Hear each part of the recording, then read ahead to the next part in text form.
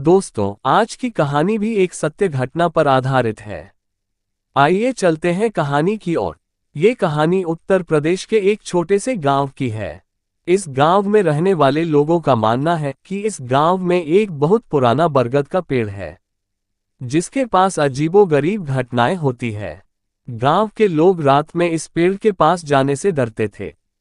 इस घटना की शुरुआत तब होती है जब गांव के एक युवक सौरभ ने अपने दोस्तों के साथ ये चुनौती स्वीकार की। एक रात सौरभ के दोस्तों ने उससे मजाक में कह दिया कि वह उस बरगद के पेड़ के पास अकेले जाकर दिखाए तो हम उसकी बहादुरी को मान जाएंगे। सौरभ भी खुद को बहुत साहसी मानता था, वह तुरंत इस चुनौती को स्वीकार कर लेता है। उसके दोस्तों ने सोचा कि सौरभ मजाक कर रहा है, लेकिन सौरभ ने उनकी बात को गंभीरता से लिया। सौरभ ने उस रात के लगभग 11:30 बजे गांव से बाहर निकलने की तैयारी की। सौरभ की मां ने उसे रोका और बताया कि वह रात को बाहर बिल्कुल न जाए, लेकिन सौरभ ने अपनी मां की एक न सुनी। वह अपने दोस्तों के साथ निकल पड़ा। जब वे सभी बरगद के पेड़ के पास पहुंचे तो उसके दोस्त उसे वहां छोड़कर वापस गांव लौट आए। सौरभ अकेला ही उस बरगद के पेड़ के नीचे बैठ गया। उसे शुरू में तो कुछ खास एहसास नहीं हुआ, लेकिन धीरे धीरे उसे ऐसा लगने लगा जैसे कोई उसे घूर रहा हो। उसने चारों ओर नजर घुमाकर देखा, पर दूर दूर तक कोई नहीं था। अचानक उसे ठंडी हवा का एक झोंका महसूस हुआ। उसने सोचा कि यह उसके मन की कल्पना हो सकती है, लेकिन तभी उसे पेड़ के पत्तों से अजीब अजीब सी आवाजें आने लगीं। ये महसूस करके सौरभ ने हिम्मत इकट्ठा की और उन आवाजों को नजरअंदाज करने की कोशिश की। लेकिन जैसे जैसे समय बीतता गया, वे अजीब आवाजें और भी डरावनी होती गईं। सौरभ को ऐसा लगने लगा कि जैसे कोई उसके कान में फुसफुसा रहा हो।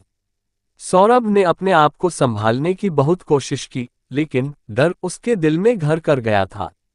तभी अचानक उसने देखा कि पेड़ के पीछे से एक सफेद साया उसकी ओर बढ़ता चला आ रहा है। सौरभ का बहुत दिल तेजी से धड़कने लगा। उसे समझ नहीं आ रहा था कि वह क्या करे। वह साया धीरे धीरे उसके पास बढ़ता ही आ रहा था। सौरभ ने अपने कदम पीछे खींचने शुरू कर दिए, लेकिन वह साया और तेजी से उसकी ओर बढ़ने लगा। सौरभ ने जोर से चीखने की कोशिश की, लेकिन उसकी आवाज गले में ही अटक गई। उसे लगा जैसे उसके पैर जमीन से चिपक गए हों। तभी वह साया उसके बिल्कुल सामने आकर खड़ा हो गया। उसने डर के मारे अपनी आंखें बंद कर लीं। जब उसने अपनी आंखें खोली तो वह भयानक साया उसके सामने से गायब हो चुका था, लेकिन तब तक सौरभ की हालत खराब हो चुकी थी। सौरभ ने हिम्मत जुटाकर वहां से भागने की कोशिश की। उसने तेजी से भागते हुए अपने गांव का रास्ता पकड़ लिया। जब सौरभ गांव पहुंचा तो उसके दोस्त उसका इंतजार कर रहे थे।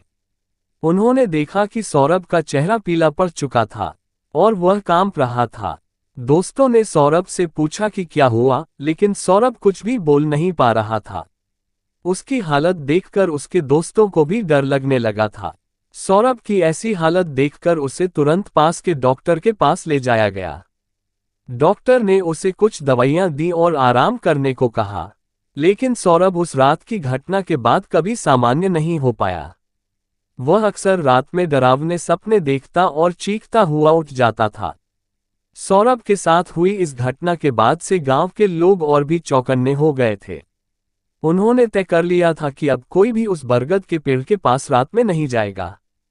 गांव के बुजुर्गों ने बताया कि कई साल पहले उस पेड़ के नीचे एक दुर्घटना हो गई थी और उसमें एक व्यक्ति की दर्दनाक मौत हो गई थी। तभी से वहां अजबोगरीब घटनाएं घटने लगीं।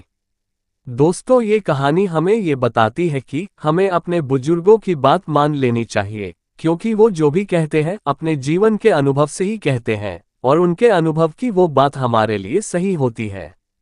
सौरभ ने अपनी हिम्मत दिखाने के चक्कर में न केवल अपनी जान खतरे में डाल ली थी, बल्कि अपने जीवन को भी डर से भर लिया था।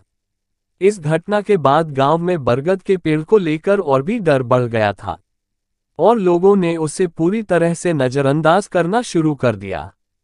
दोस्तों, इस तरह की घटनाएं हमें ये याद दिलाती हैं कि हमें हमेशा सावधान रहना चाहिए और अपने बड़ों की बातों को नजरअंदाज नहीं करना चाहिए, क्योंकि जो चीजें हमें हमेशा दिखाई नहीं देती वो भी हमारे जीवन को बहुत गहराई से प्रभावित कर सकती हैं।